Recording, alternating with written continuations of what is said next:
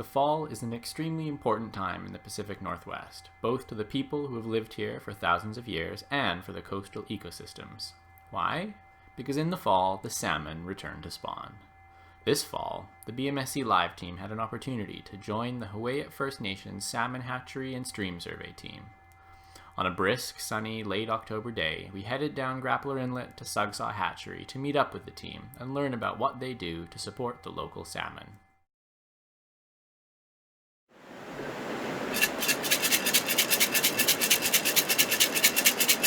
I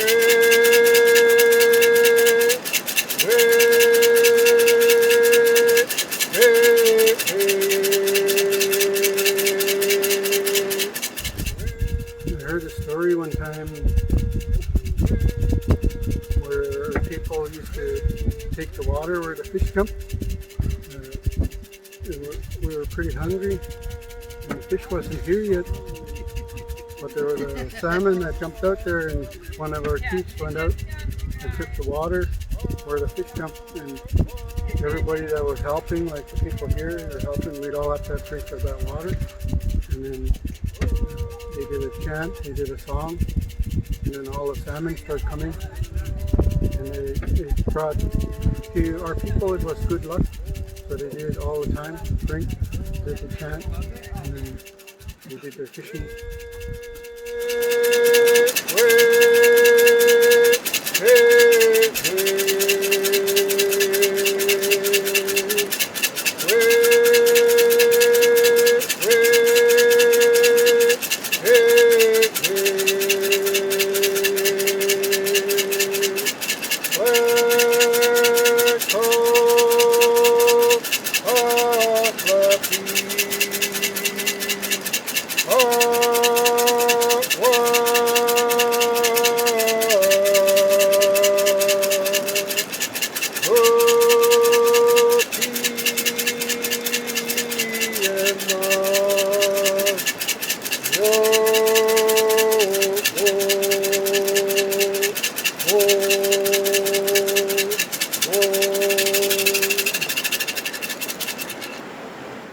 My name is Corey Howard,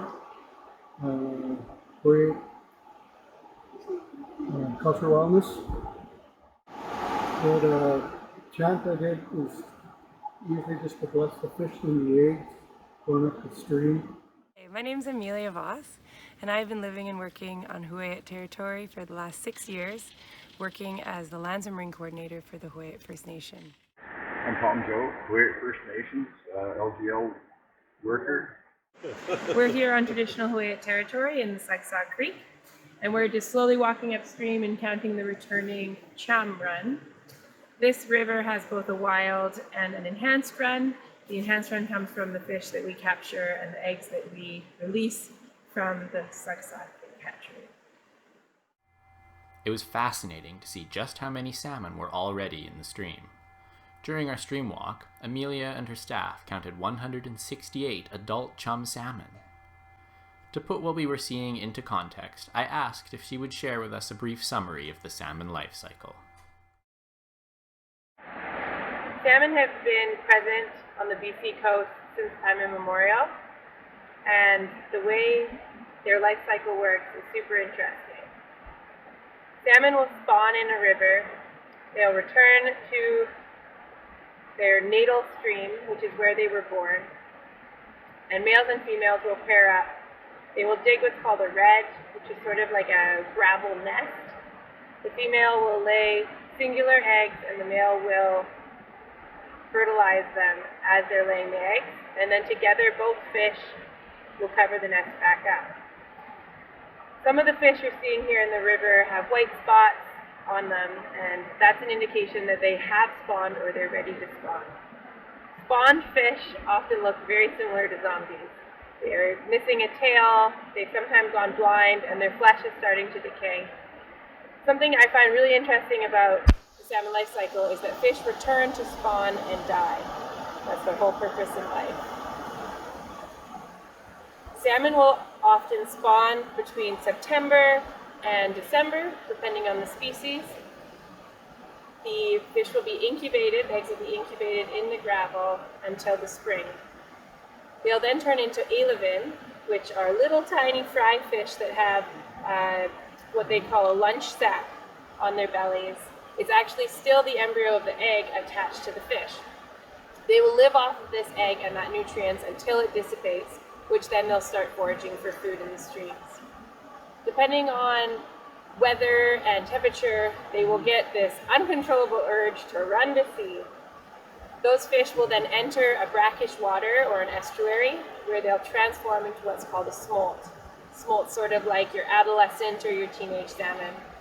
They'll live in an estuary or a sea environment until they are at least 2 years old, and they will return to their natal stream between 2 and 6 year olds and return to spawn and die. As we continued to move upriver, I started noticing salmon carcasses on the banks and logs around the creek, and had to ask Amelia where they came from. The salmon run in all streams of the fresh water don't just provide a home and a nest for the eggs to hatch and for the fry to rear, but it also provides nutrients to the forest and the forest animals. You can see here a bear has taken a chum and devoured it. The fish cats will be left there, which will then nutrify the river and the trees around it. Just a little ways up the creek here at the falls, I ran into a bear face to face with less than 5 feet away. And fortunately for me, we both went in separate directions. Later in the day, we were even lucky enough to see a curious black bear poking around the mouth of the creek for a salmon snack. The traditional management is we actually looked after our creeks and rivers. We physically cleaned them. Traditional fishing for salmon in particular was usually done with a weir. Very effective. You can choose which fish you want to keep and what you want to let go. There's other techniques. Spear is the other one. It's quite commonly used. A lot of skill involved. Salmon, our people used to love smoking them.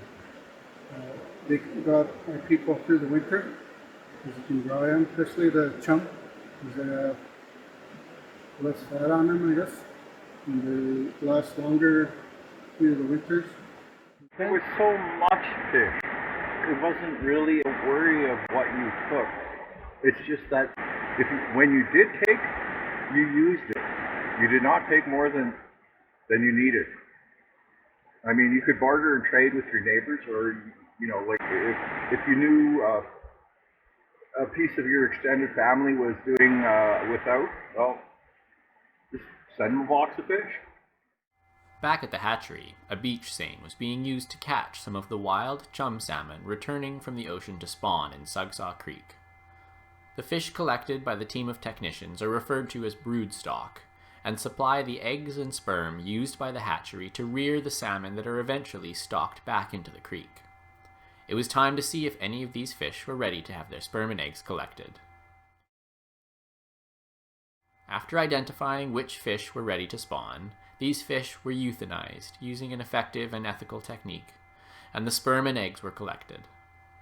The carcasses of the euthanized salmon will be returned to the river system, feeding birds, bears, other aquatic species, and scavengers, or passed on to Huu-ay-aht citizens as food fish.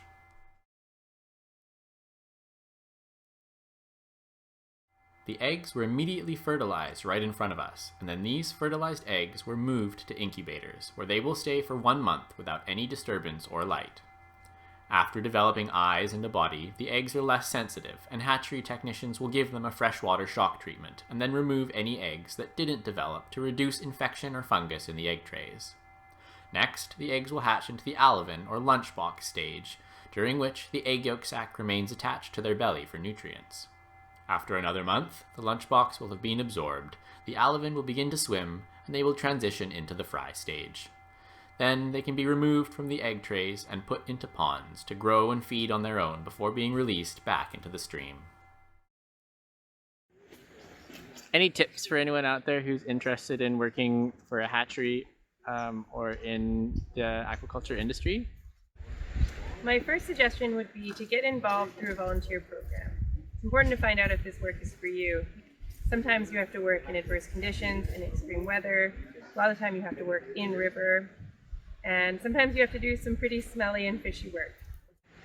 Something else important to consider, and something that's really meaningful to me, is to consider why you're doing this work. For me, I'm passionate about the sustainability of wild salmon and the sustainability of salmon on the west coast of Vancouver Island. I started in the fishing industry when I was 6 years old in grade 1. I came here to go to school. At the time there was a perch fishery, and J.S. McMillan's was buying perch. So technically I started in the commercial industry at 6 years old.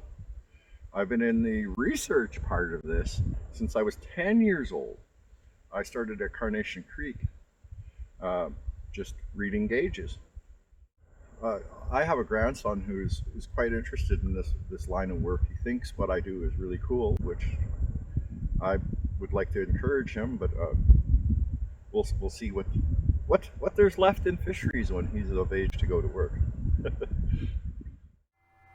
We left at the end of the day feeling incredibly fortunate and grateful for the unique opportunity to learn a little bit about how a salmon hatchery functions and the cultural and ecological importance of these fish to the Huu-ay-aht people and the coastal rainforest ecosystem.